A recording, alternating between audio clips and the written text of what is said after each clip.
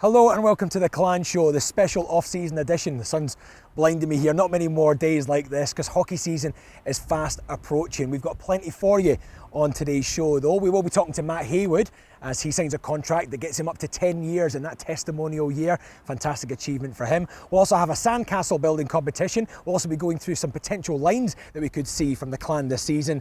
And you know what? I think it's about time we hear from our coach. And his first interview from joining the Clan on television. Here's John Tripp.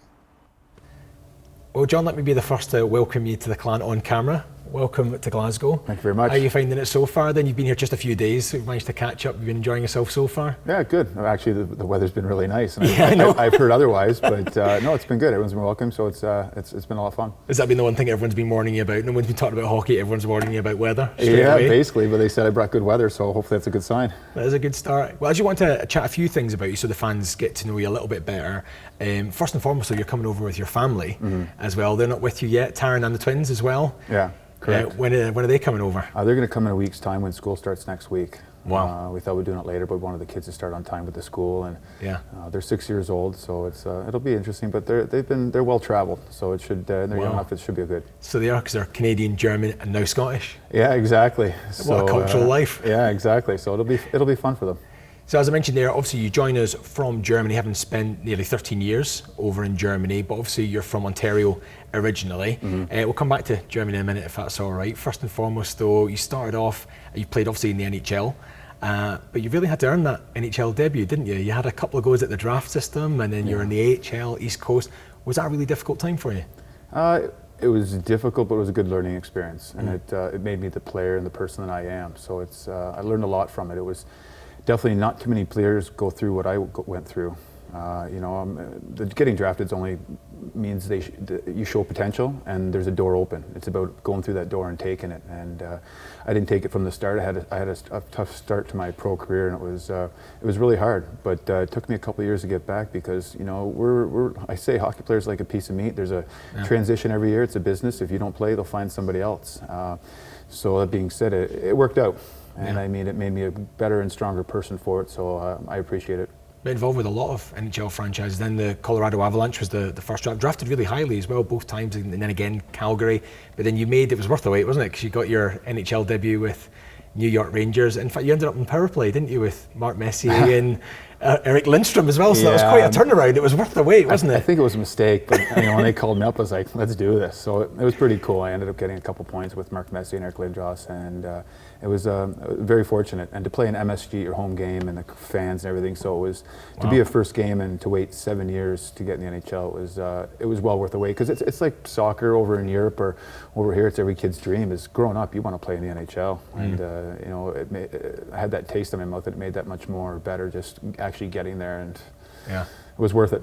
And when did you first know? How were you told? Was it a case of being on the bus and they said you're not getting on the bus today, or oh man, what happened? I got a long story and the whole way it went out. But the night before, somebody in the office called me and they said, "What are you doing tomorrow?" And we had a game the next day. We were traveling to Binghamton, which is quite a long drive. And I said, "I don't know why. What's up?" He goes, "Well, I want you to go to a function for me for a charity or something." And I don't mind doing those things. It's part of the game. And I was like, okay, sure, no problem. He goes, "You're going to New York." And I was like, "Why would I go to New York?" He goes, "You just got called up to the NHL." And I was like, wow. And I broke into tears. And I was like, I called my family right away. I was like, it's happening. So it took me a while. And the nice part was I was playing on the East Coast in less than a year. So it took me less than a year to go from the East Coast AHL. And I was leading the league in the AHL in goals. And I just, right opportunity, right time. And I took my chance finally. And it worked out. But it was pretty cool. It's great when it works out like that. And then you obviously end up at the LA Kings as well, another storied franchise as well at the moment. What was your time like there? Yeah, it was awesome. And I took a chance. I was almost signed with Philadelphia. They offered more money too, but given LA's history at the moment, we had a lot of injuries. We took a chance, and if there's injuries, then I'm going to get my chance and go up. And lo and behold, it happened, and I ended up staying. I played 1 month in minors, and after that, I was gone for the rest of the year. So it was the right decision, and it was cool to be able to stay there the whole year. And then obviously the lockout the next year, and that's when I made my transition over to Germany. Of course, we talk about chances and then the lockout coming at that time in that year, and a lot of guys were looking to go and keep their hockey up and what have you and come into Europe. But I guess for you then, with your your German background. And what side of your family is it that's German background in? It's my mom's side, and I didn't plan on going to Germany. I had my German pass way before that, and I even had, it was funny, I even had, when I go to functions and do some talks and that, I tell people the whole story and how everything evolved, because I was playing on the coast, and I had my German pass before that. I just had it basically because I grew up in a German household. Yeah. My grandparents spoke it, German cuisine, everything. So I took a lot of pride in it. When I was younger, people were like, what's your nationality? I was like, I'm German. They're like, no, you're Canadian. I was like, no, I'm German. Even though I was Canadian, but it was just from the mentality part of it. But I was playing on the coast, and I had teams from Germany calling me and offering really good money. And my buddy was like, you got to go. I was like, no, I want to play in the NHL. And they're like, there's no chance you're playing in the NHL. You're in the East Coast. It's like, I don't care. I'm going to take my chance. Did Joy phone those guys back up, phone them up? Guess what I'm doing? Yeah, well, I'm pretty sure they knew. Yeah. So, I mean, the one my mind frame set was always working hard. That was part of my game. It's just hard working in the summers and, no regrets. So it worked out. So did you know when you were going over for that lockout that it could be something you'd like to do longer, or did it just work out that way that you went, oh, this is where I wanted to be? Like you said, you'd had that in your family background anyway. Yeah. Did you know beforehand, to have an inkling? No, after the first year, I basically thought I'd take it year by year, and I could have gone the next year back, but then I could have been, AHL, NHL back and forth, or maybe NHL the year, or maybe HL all year, who knows. But I wanted to play for the national team, and I needed 2 years of doing that. So I made the choice for myself and my family, and also my wife played NCAA basketball, and so she played professional basketball in Germany. So we decided I did my time in North America, and that was the transition where Europe was starting to get more prevalent with people coming over, hockey players coming over. So I said, no, we'll stick it out, and we decided to wait, stay in Germany, and then I went for the national team. So it was good. And that worked out pretty well as well, didn't it? I think it's fair to say. And you scored a winning goal, didn't you, to put the German team through to the Vancouver Olympics. What a great Olympics to qualify for, and you put them there. That must have been a fantastic moment. Is that one that you really cherish and remember? It's definitely in my head. Yeah. There's a lot of highlights. If you play 20 years, you get a lot of highlights. I can actually see it in your eyes actually now.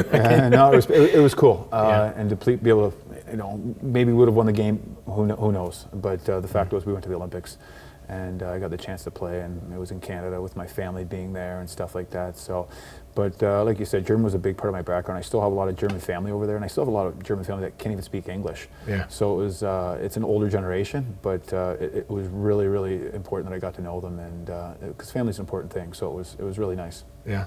And obviously to play for the German national team must have been huge for them there. And also you achieved one of the greatest events for the German team as well, was the semi-finals in the World Championships as well. Oh yeah. So a really good team and a really good time to be there. You must have taken a lot from that. And is there much of that you now take into management? Because it was Germany again that provided you with that first little taste of management last season. Yeah. Is there much of that you feel that you've learned in Germany? You feel like is this where your kind of management styles come from?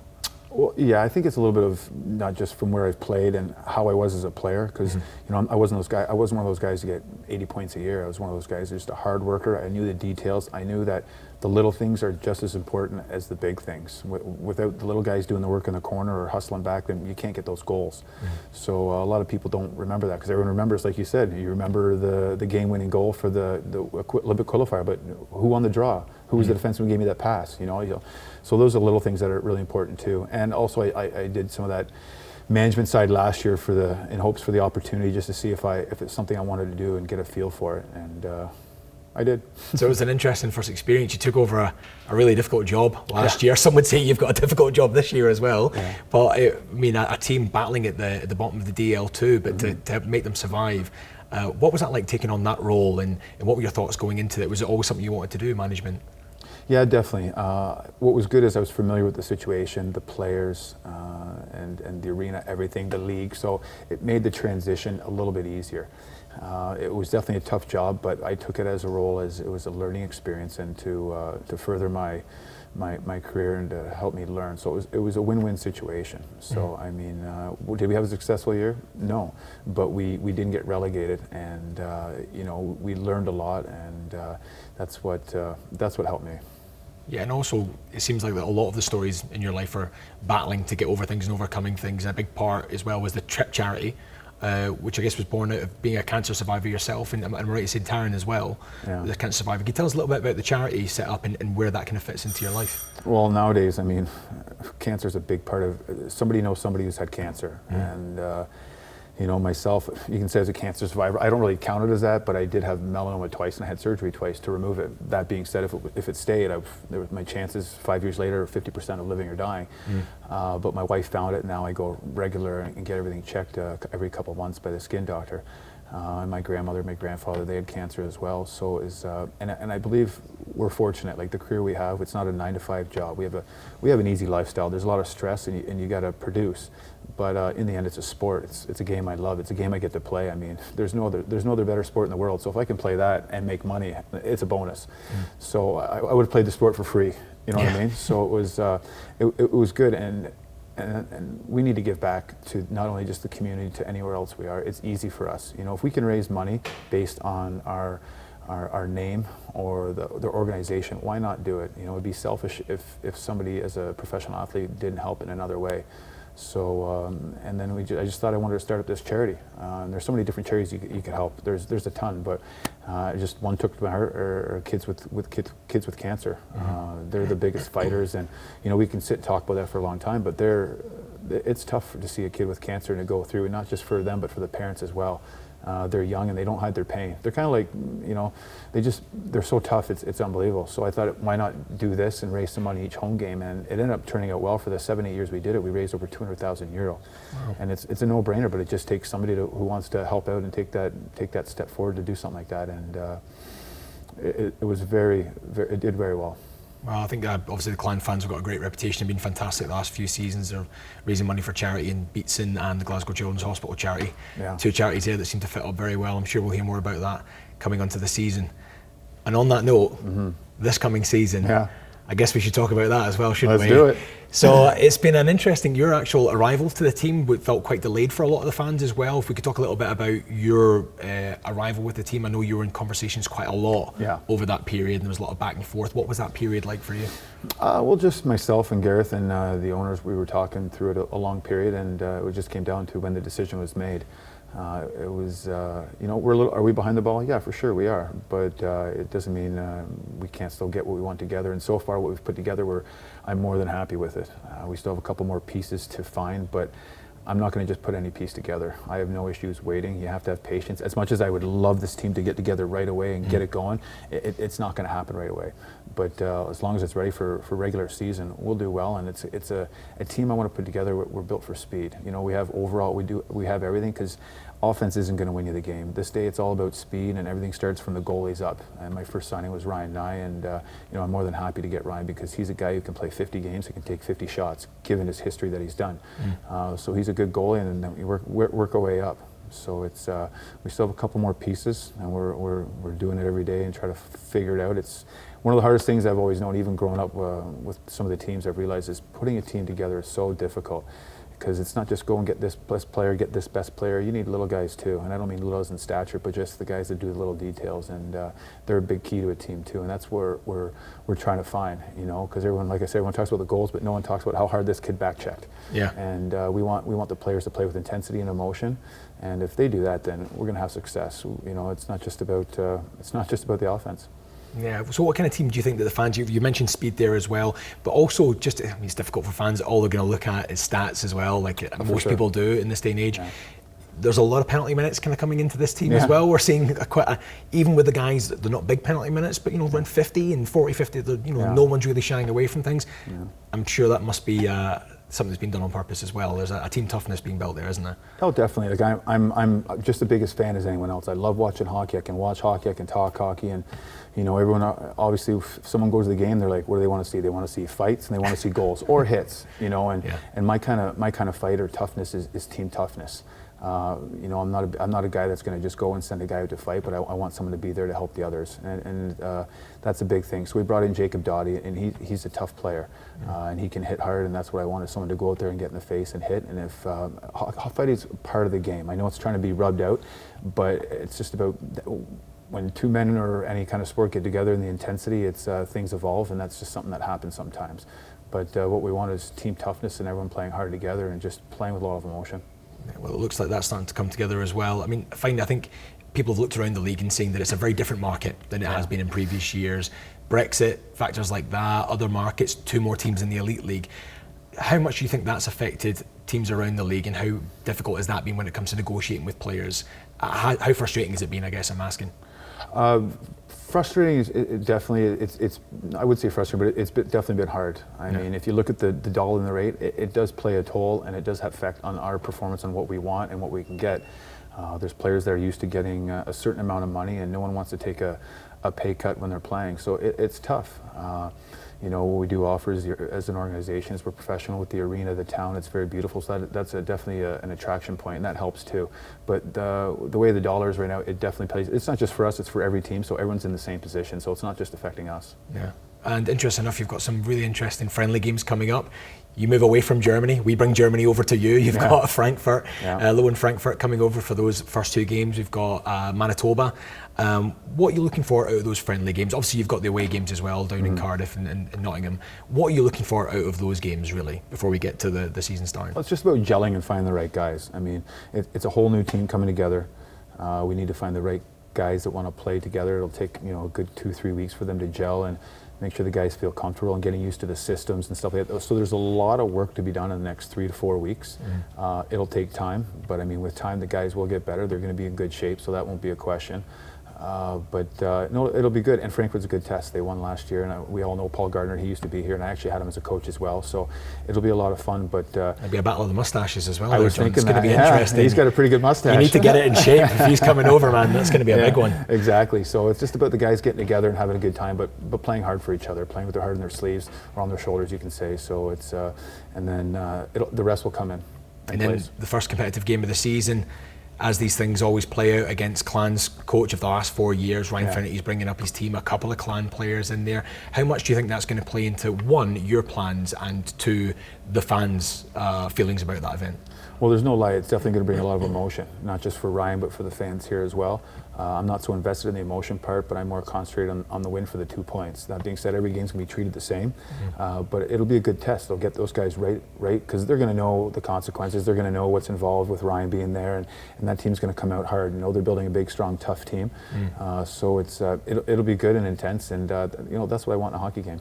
As you mentioned, it looks like Manchester Storm have to be building a tough team, but one thing you've mentioned a couple of times here as well was a fit team, a really fit team, and that's something that's been a big part of your professional life, isn't it? How much is that a message you're getting across to the current crop of players, and including our British players who've stayed on from that time? Has that been a big message you've got out to them already? Yeah, no, definitely. They know that shape and fitness is a big thing, because if you have a bad season and you look back and said, I wish I was in better shape, well, that's not something you want to say. If you have a bad season and you're in shape, then you can look at it as, well, let's look some other avenues.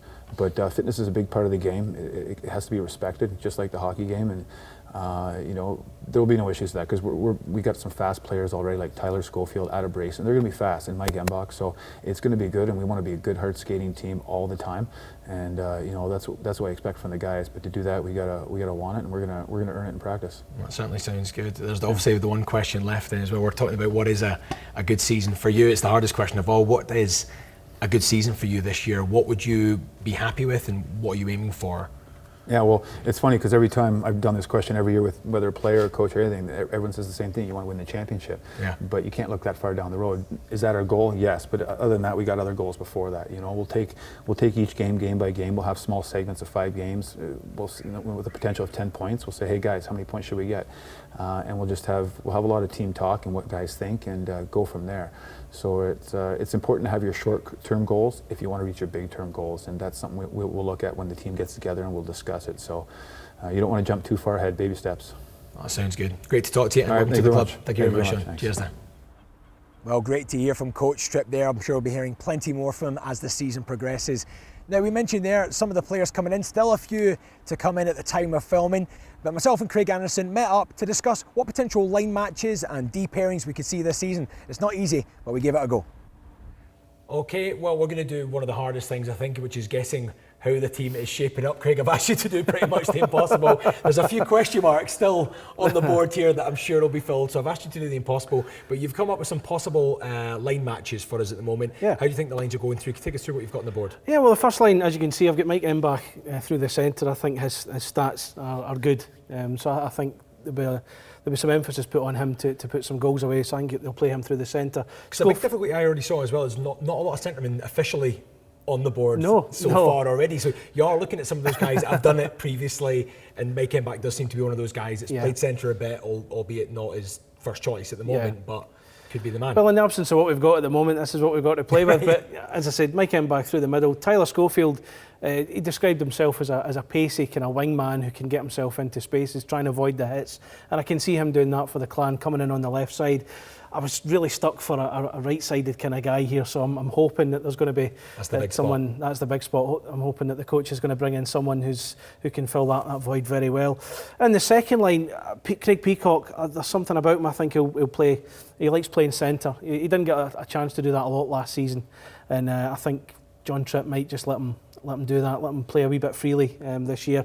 Adam Brace on the right side is another pacey player. He comes in from the right side as well. So again, I think he'll add pace on a second line. A lot of pace on that line. You've got Brendan Brooks there on the right-hand side as well. I mean, also, we know that's one of the few known quantities of the team that is coming back. Brendan, at one stage, was the top point scorer against Clan last season, so certainly a good acquisition from that point of view. But Peacock, that really interesting choice there, Craig, to put Peacock in the centre. Obviously, last season, didn't start off there, nope. But then that big change came in. When he came centre man, he just came alive, didn't he? He did, and he scored plenty of goals as well. And at that point, he was enjoying his hockey. He admits himself it was a slow start last year when he was moved around the team. But as soon as he got into a centre place, and as you say, he came alive a bit, and it worked out well for him. And he's played on those top two lines as well before in Belfast as well, and to great success there as well. And you think just teaming up with a lot of pace? I think that could help him, if he finds the space for Brooksy and Adam Brace to find him. I think he could benefit from that quite a lot. But I'm not John Tripp, I'm not. We're only speculating. We're only speculating. And I know it's so difficult to use, like the kind of line system, first line, second line, third line, fourth line. It's so difficult, certainly in the UK as well. It's not really the way it works out. You kind of talk about a top six, you talk about a top nine, really, don't you? Yeah. But you feel like those six, a combination of those six could be possible.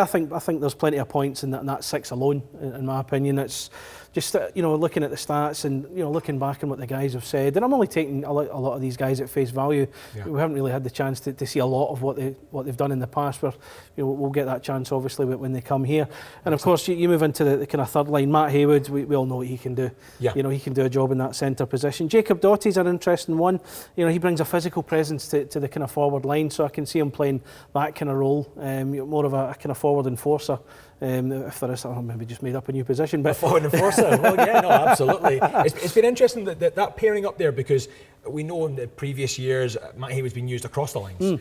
And particularly, I know Scotty Pett and Becca loved playing with him because they knew what he was going to do. He was reliable. He went into those corners. He worked really hard. Good foil as well. A great foil for other players, bringing out the best in other guys. Doughty on there as well, getting the kind of strength in there. A lot of these guys, must be said, a lot of penalty minutes, as we said, across these Embach and Schofield coming in. It's not like they're just point scorers. No. There's good penalty minutes in there as well, but obviously Dottie's the man we're looking at here. Not afraid to get stuck in, that's for sure. And again, in the absence of lack of personnel, we get perhaps a question mark in there. And it's the same going into the fourth line as well. Jordan Boessa, he'll come and go with the team being such a young lad. Barry McKenzie is another good option for the fourth line. Again, he can come into the sort of second and third lines as well. We've seen what he can do. And again, just a couple of question marks there just to kind of see who's going to come in. Yep. So it could change. Interesting point of view there. I've got something else I'd like to try. We'll do a bit of a cheesy screen wipe and I'll get that on the board. Okay, that was a nice screen wipe. Well done, cameraman Alistair there. Okay, as you can see, I've gone for something a little bit more kind of controversial in the potential this year. This fourth line, I'm leaving this open at the moment because you'll see here, for me, it's all about the centremen. Teams are built on their centremen. I think it's a big season for Haywood and for Barry McKenzie. I think it's time for them to be given a chance. You also see here I've got Craig Peacock also on the second line as a centreman as well. We mentioned earlier how well he did there before. Yep. It's going to be Barry and Matt pushing each other there to see what could happen. But I'm also keeping options open here. I'm positive. I'm hoping we've got a star centreman coming, a first liner coming. Who knows? For me, that's what I would like to see. Someone else kind of stepping in here. I'm curious about the three Brit guys in the middle here. Do you see these guys interchanging, and especially Peaks as well, although you got them in the second line, maybe coming down as far as the fourth line maybe? Yeah, definitely. I'd like to see these guys. I mean, they've been the cornerstone of our team for a while. It's always difficult. Coaches coming in, are they going to trust the local guys? How good are the local guys? We know as Clan fans, these guys have been really dependable for us for a long time. Yeah. Barry's stepped up onto that second line. Woody's been incredible, getting called up for Team GB now. Peaks has been there for a long time. They've got the experience, they know what the league's like. Maybe that's the solution for our centreman problems. But of course, I still feel like we're needing that that Captain Keith when he came, that kind of character, maybe hoping someone like that might come in. You'll see up there, I've got Brendan Brooks. Like we're saying, I'm not sure, these two lines I was going to ask you about Brendan in a first line. What would you see him? Well, I think it's mainly because of the shot. I think Brendan with the right shot and Schofield with the left shot, they would maybe be good pairings, two speedy players. Brace also is the other player we're looking at with a lot of pace under Brooks. Maybe they will go for that line, but then you've got a lot of guys with the same shot. So I've gone for Schofield, hopefully the star man coming in, who knows. Brendan Brooks maybe on a line, Aaron Brace, Peacock in the centre, and Mike M back. Another import to come in on the third line. I'm being positive here, with either Woody or Barry McKenzie in the centre. Jacob Doughty. I'm going to ask you about him as well. Do you see him doing the same role as I talked about when I was going through mine? Yeah, I think so. I think when we look at the kind of line system, the one thing I think most people agree on is what the third line does as well. Everyone looks for that third line to be an energy line. The two centremen there we've picked there, I've got that in abundance. Jacob Doughty's coming in. We've heard the attitude. You did the interview with him. We've heard the attitude he's got. He's desperate to be here. He's desperate to fight by the sounds of it, let's be honest. But also at the same time, he wants to do what's going to be done as well. I think that's going to be a cracking line for us. And then it opens up the interest for this fourth line. Will we see an import cycling through a fourth line and have that fourth line well used? You know, Jordan Boesa is coming on leaps and bounds as well. We're going to see him going to Solway Sharks, but hopefully back a bit more often. I think we'd all would love to see Jordan get more ice time this year as well. And if he does that in a fourth line role, he got the 1 point last year. You'd love him to come in and get more Can this he push on and do it? Yeah, definitely. It's a very positive thinking line. It might not be that. In fact, it's probably not going to be that. But you see the thought process there. It's all about the centreman. Time for another wipe. Oh, the best wipe of them all. Batman wipe, great stuff there. Impressive. As you can see, we've now got the D-men up on the board. Craig, you've got your pairings up. What do you make the pairings so far? Yeah, just had a good look at this earlier on today, and Cameron Burt as a left-handed D-man, I think will fit in well in the top line here. Who he's going to go with, we just don't know at the moment. I just can't wait to see Cameron Burt anyway, to be honest with you. He seems like a fantastic character. His video welcoming, looking forward to coming over was absolutely fantastic. And then he also calls himself, I think he uses Subban's number as well. Yeah. So the clan Subban coming out here now, it should be pretty interesting. But quite a character, jumps up in the play by all accounts, plenty of points in his last season, even with a very struggling team with Rosenheim as well, which of course our coach came up against in that relegation battle, so he knows a lot about him, and he still picked this guy. Yeah, and that's one of Burt's qualities as well. He comes up with points also, so you've got a guy who's capable of doing that. Again, we just don't know who he's going to be playing with at this time. And the second line, Oslansky, he's a big fella. He's another one that fancies a bit of a scrap as well. Yeah, and what a slap shot on him as well. Yeah, I mean, that's something that we've maybe been missing from the point sometimes. I think the last time we seen someone with a slap shot like that was David Nicoletti. Thinking back, I mean, he had Rick Jackman as well. It's just a case of getting them in the back of the net sometimes as well. That's what we need. And that's what you need. need. Could be that. So again, without knowing who the second partner is going to be for Landon on that one, we just don't know at this time. But Landon's certainly going to be a force to be reckoned with, I think, in those defensive lines. On the third line, you've got Craig Seskin and Zach Sullivan. Craig's back, his second spell at the club. And again, Sullivan's experienced enough now, but I think Seskin's got the experience. He can still talk him through games and things like that. And I think that's going to be hugely beneficial to Sully, having played with the likes of Scott Arson and Jackman, who you mentioned before. That's going to be good. And then you've got Josh Greaveson, of course, a potential fourth line. I think he's going to be another one who's going to get some time at Solway as well. So again, he can come in and do a job as and when the coach requires. But to me, that's how that looks, and this is why John Tripp's paid for this. Yeah, I guess so. But just to kind of jump back on that, I think it's brilliant to see both Zach and Craig come back. I think Zach's come on leaps and bounds. And of course, the massive plus of having Zach Sullivan in our ranks this year is, other than the fact he's one of our more stable D-men last year, really put in a great shift for us. At times our best D-men, I thought at times. Actually, he counts as one of the junior players. So he just comes under that bracket. Still a young guy with plenty to learn, and is learning it here. And he provides continuity as well. He's the last D-man we've had from last year who's staying on. So he brings that little bit of continuity as well to the defensive lines. And also, with these three acquisitions so far, we know what we get with Craig Sescon. We know he's a man that sticks up for his teammates. He did it with Dundee last season. He had the cage on towards the end, of course, there.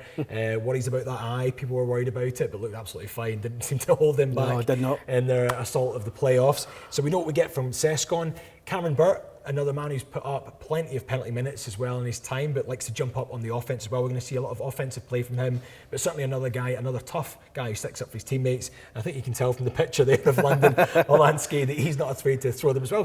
So actually quite a tough looking physical Deepak, yeah, definitely. Great. I think I've no problems with that. I don't think we need a wipe for that. Oh, let's have a wipe anyway.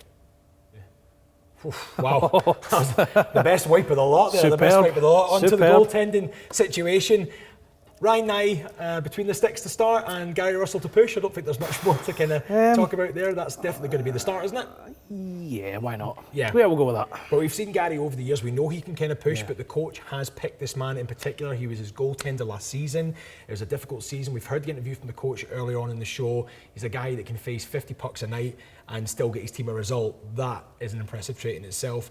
Still expecting a lot from him, yeah? Definitely, huge quality, and we've seen that in this league with other teams as well, how they can have a goalie who saves as many shots. Brian Stewart at Coventry last year is the best one I can think of. He was so good at that. Yeah. You know, and if Ryan turns out the same, we've got a hell of a goalie in our hands, that's for sure. But then, of course, you've got Gary who keeps getting more and more games every Yep, season. he does. Is that going to continue? Are you going to bet on that? Are you going to? I would hope so. You know, Gary's development has really come on, and I think he feels himself he's improved with the more game time he has as well, and he's got his appreciation society, so they'll be pushing for him. I thought you were worried he was watching there. He's buttering you up there, Gary. No, great stuff. Well, of course, I guess we can only be guessing like the rest of us, but it's exciting to see how it's coming together.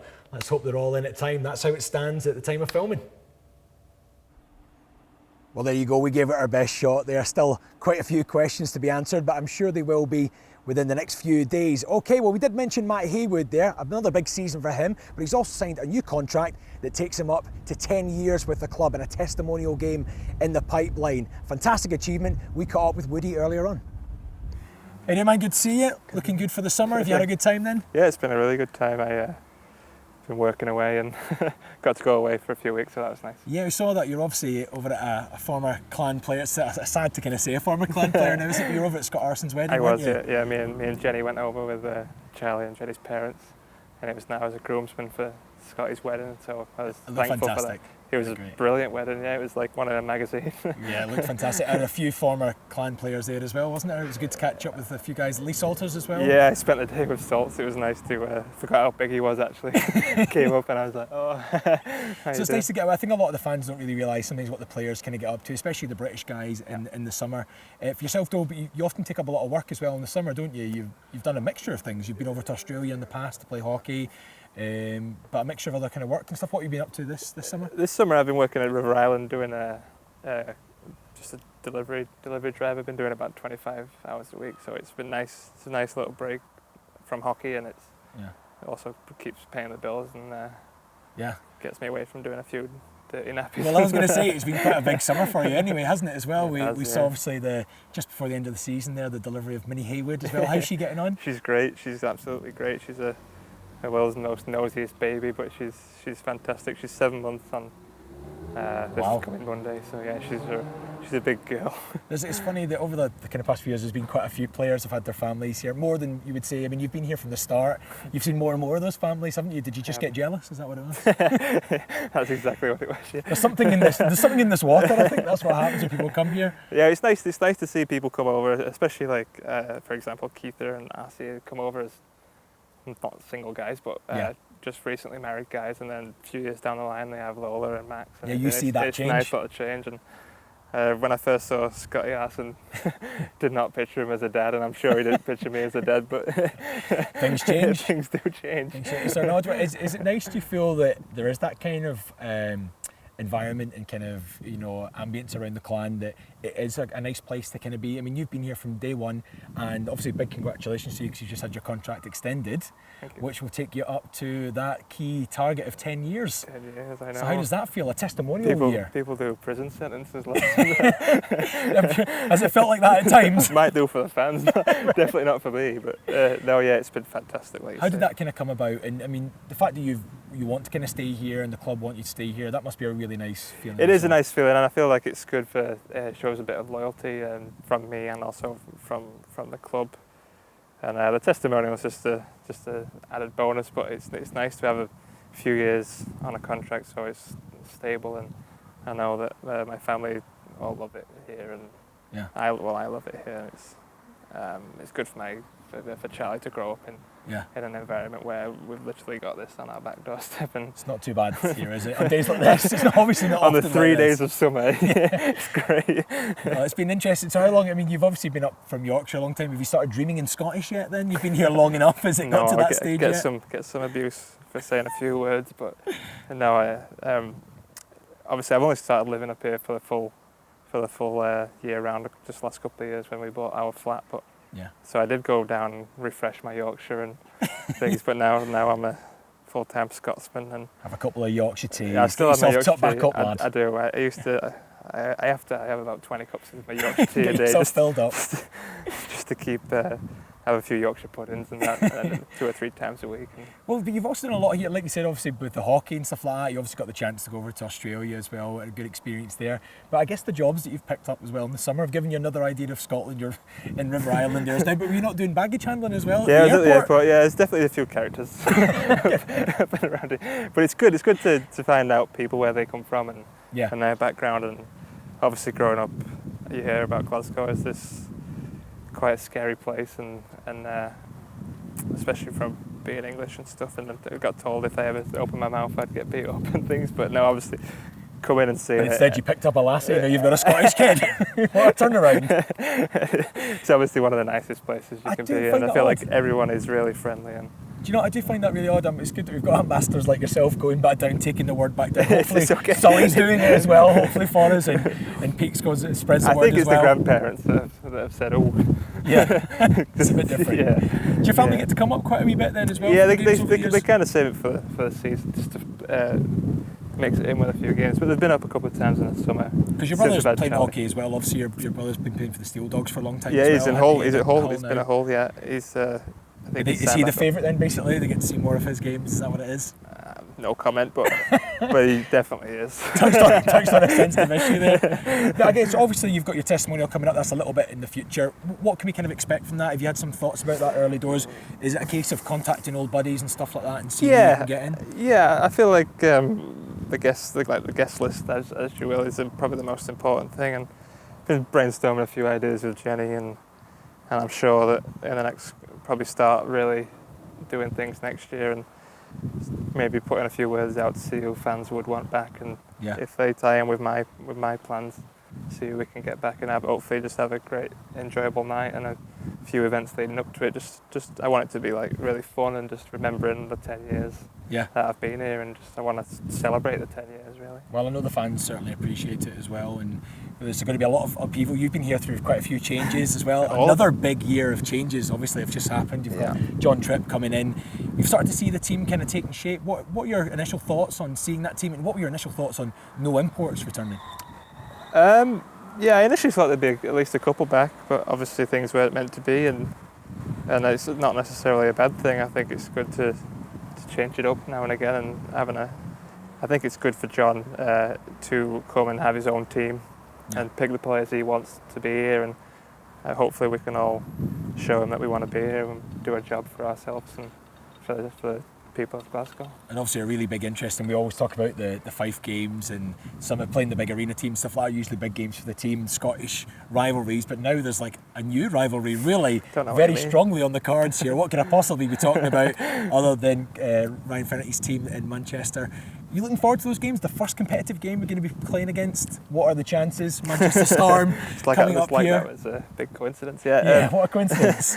No, absolutely. If you could be good games, I feel like we'll sell out our rink, and I'm pretty sure they'll sell out their rink. And it'd be good to see a few faces of like Bex, Rosie, and Hammy, and then obviously Ryan himself. It should be good. I'm sure. Hopefully disappointed faces though. That's what we're. Well, that's what we hope. Yeah, okay. But I was going to say. It's always nice to wish them well and and things. But yeah, hopefully those two games go well, and it's goes in our favour. It'd be good to see old friends and hopefully get one over on them, and hopefully they take all the bit of banter all well. And do you think that could overtake even the Fife rivalry this season? Do you think with what's happened here? I mean, there's even rumours that they've been trying to steal Clangus, which is just absolutely outrageous. They've already tried to steal the colour purple.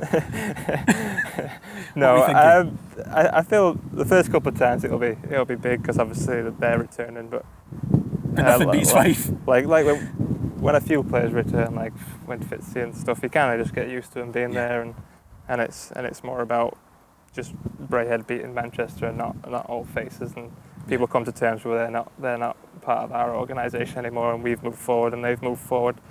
But for the Braehead Fife thing is more rooted, I would say, and I feel like that'll always be our biggest rivalry. That's great to hear. Plenty going on this season. Thank you very much, Matt. I know all the fans appreciate you still being here and getting better and better every season. We'll make it continue. Cheers, man. Big congratulations to Matt Haywood. What a year it's been from him. May he play for us for another 10 years if he can stomach that. It's not all about ice hockey here, of course. We got Matt Haywood to head down to a Sandcastle building competition with Gerry Russell over at a beach in Soar, would you believe? Well, the weather's terrible in Braehead, but I think it's got everything. Yeah, we've got a rink, we've got a cinema, we've even got a Barry McKenzie. Now we've got an indoor beach. Come on in. Let's go inside. I like it.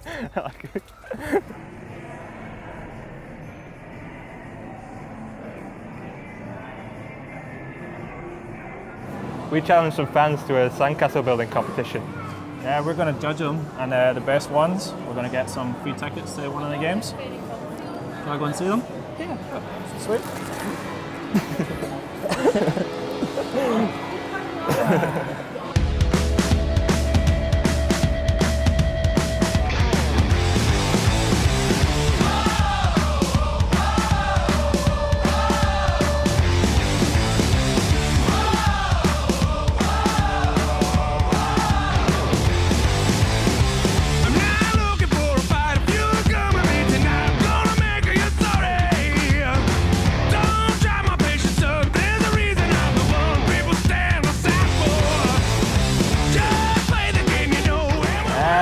So first the hockey one's stick one. Really good. First one was good. It's the moat, the big moat. Yeah, massive moat. And the big hockey stick one. Hockey stick one. Ed Sheeran's Castle on the Hill was a very good name. That I think I came up with. Yeah, I came up with the name, but take credit. Okay, guys, all great entries, but the winner of the Sharky is Willow Grant for a fantastic castle that had solar panels and very self-sufficient. So, and seeing as you all were so good, you all get free tickets to the Manitoba game anyway. So congratulations, guys. You want Sharky?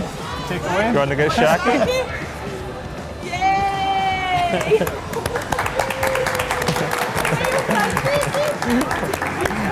So, Willow, have you ever been to see the Braehead Clan ice hockey team before? No. No. So, are you looking forward to going for the first time? Yeah. And can you tell us a little bit about your Sandcastle and why was it so good? Because the crabs were protecting it. Crabs were protecting it. And were you very impressed with their design? What was so good about it? We were impressed by how self-sufficient it was. It had solar panels on. Do you agree with that there, guy? It was very well designed. Yeah, all the animals had names as well, which is pretty cool. So it was protected, it was well thought out, and just had the most creation, I think. Yeah, and the two people living there, one smelt of lavender and one smelt of pineapple, so beautiful. Fantastic stuff. Smells in the world. And so you're going to come and see the Braehead Clan for the first time. Now, you've met the boys. Do you think they're going to win? Yeah. Good sign. Well done. A round of applause for Willow. Well done. Great stuff. Well, that's about all we've got time for in this special off-season edition of the Clan Show. Not long to wait though till there's hockey back at Braehead Arena. 26th of September, the Clan take on Lowen Frankfurt in a double-header friendly on the Saturday and the Sunday night. Get your tickets for that now. The welcome home of former Clan coach Paul Gardner with his fantastic moustache, taking on our current coach with his fantastic moustache. It's going to be #Tash time. Get your tickets now and we'll see you for more Clan Show later in the year.